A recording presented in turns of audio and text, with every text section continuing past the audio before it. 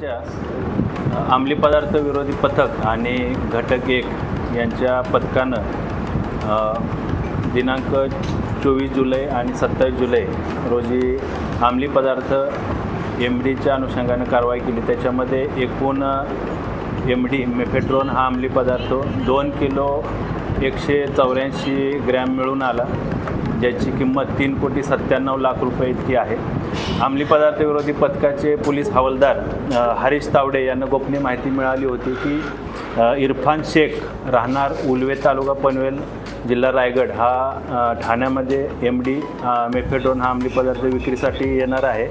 तर त्या अनुषंगाने सापळा कारवाई आयोजित करण्यात आली। त्यामध्ये अंमली पदार्थ विरोधी पथकाचे पोलीस निरीक्षक राहुल मस्के यांनी ACP घोरपडे यांच्या पर्यवेक्षणामध्ये त्यांच्या टीमने सापळा कारवाई आयोजित केली।